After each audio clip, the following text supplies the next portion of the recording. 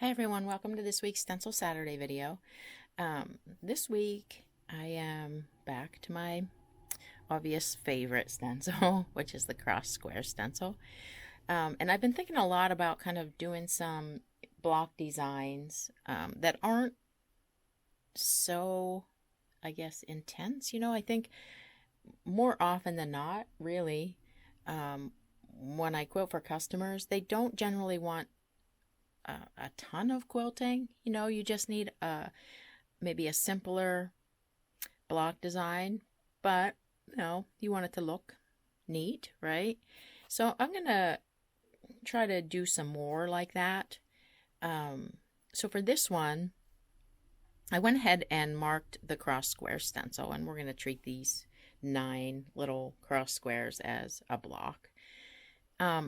Not knowing exactly what it was I was going to do. I was just going to, going to come up with something as we go.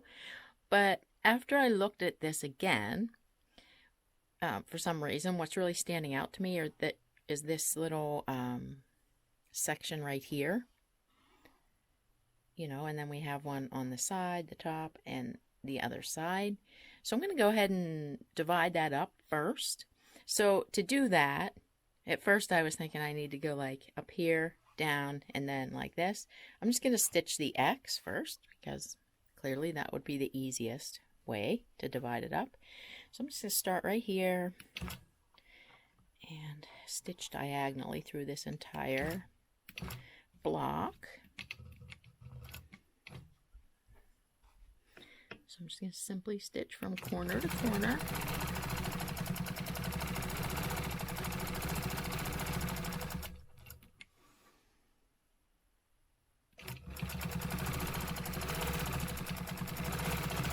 And then when you're going to do the other direction, you could tie off if that's what you want to do, but I'm just going to go ahead and travel across here.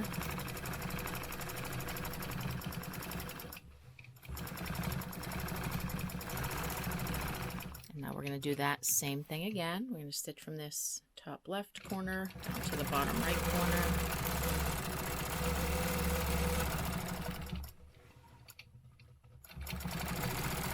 So now we have our main dividing lines.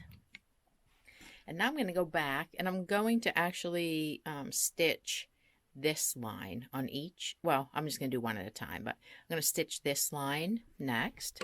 Now I kind of I'll define this little, it's like a path area.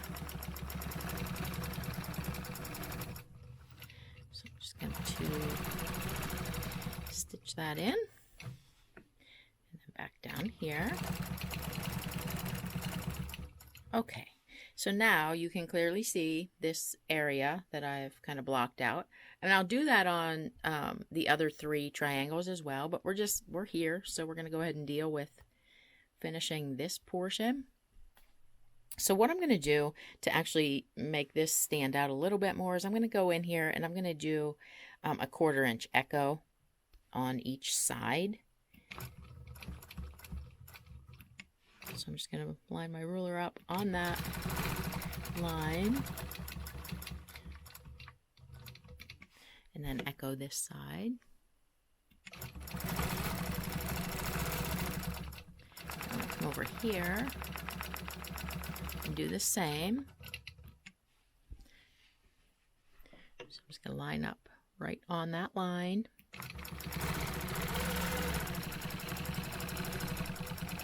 Watching to stop because I'm doing the 1/4 inch right when my foot touches this line. Line up here and do this one.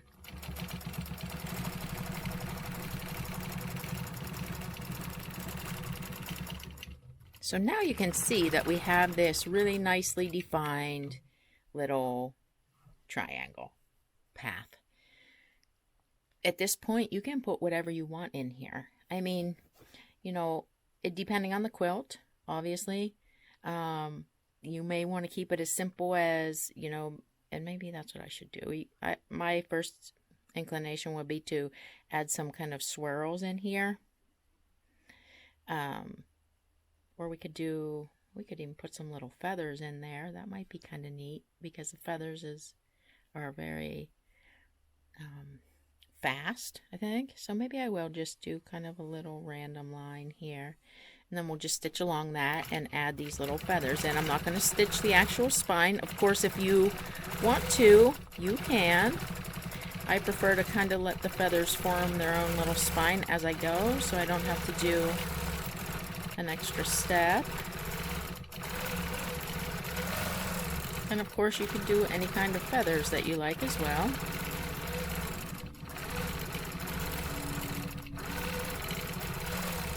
And I like to go back and forth and get both sides at the same time. That, of course, is also personal preference. I mean, you might like to do all of one side and then work your way back around. Whatever works for you is fine.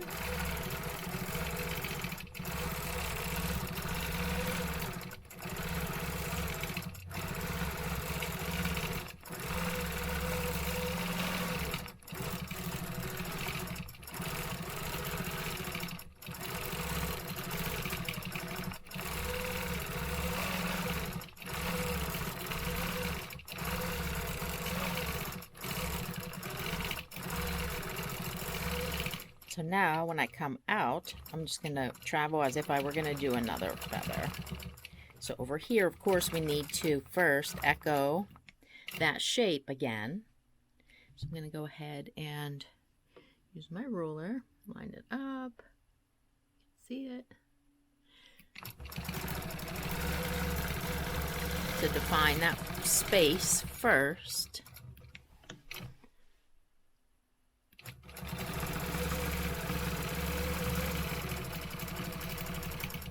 Now we'll just repeat all the same steps. I'll come down to this one, stitch the actual little triangle,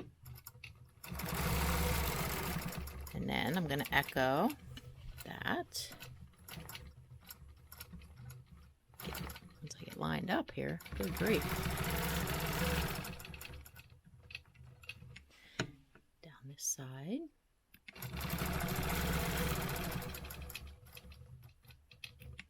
Now, I generally like for my feathers to all travel the same way, and so on the previous one we went towards they're traveling that way. So I'm going to keep with that, and I want them to travel this way. So on the previous one I did not stitch the spine, but this one I will, because I'm up here. Sure, I could tie off and come down and start at the bottom, but it's going to really, for me, it makes more sense. I'll just draw in this little wavy random spine again. But this time, I'm going to go ahead and stitch it because it'll get me down to the bottom so that the feathers can be going this way to match up with what I did in the previous one. So I'll just stitch down here. And now I can do those feathers and know that they're also traveling in the same direction as the other one.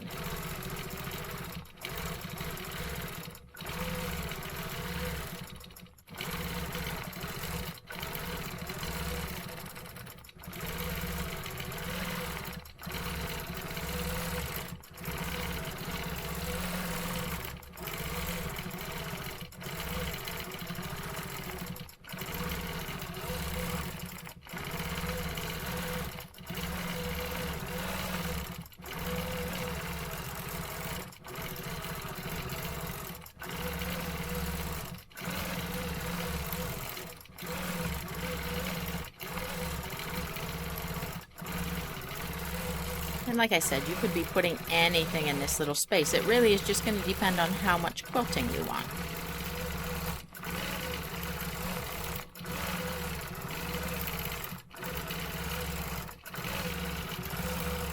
And here I'm just going to curve out like I would have been starting a new feather. So then I'll travel up here and go ahead and do this one, which of course is going to start with echoing on the inside of this line and just repeating that same process that I did on the first two sections. So I'm going to go ahead and speed up the video. So you can see it stitched, but without having to watch for so long.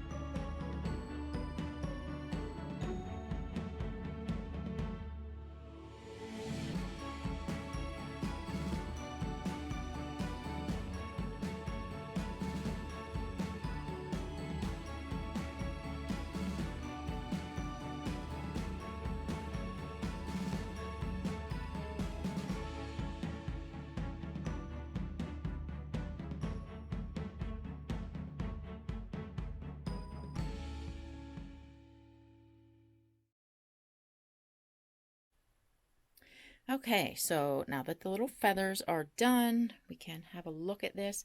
Now, you might want to put something in here, but actually I think I like it without anything in there because it's kind of that area of relief. It's, you know, I like to have some difference in the texture, and that provides that. You could, although, you know, if you wanted a little more quilting, you could certainly go back in here and fill this with something. Or if I did anything, I'm going to say my choice would probably be to maybe just do like a 1/2 inch echo in here. Then it would just be a little more quilting, but I like it just as is.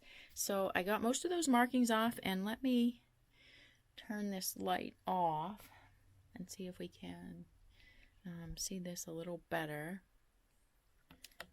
Oh yeah, that's pretty. You can now see, kind of get a better look at the actual block. I think it's very pretty. You know, it did not take much time at all. You know, and depending on what you put in these little areas, you know, if you chose to do something as simple as just like a nice little C curl, I think you would have that block stitched in a couple of minutes. So I hope you guys enjoyed this design, and I'll see you next time. Bye.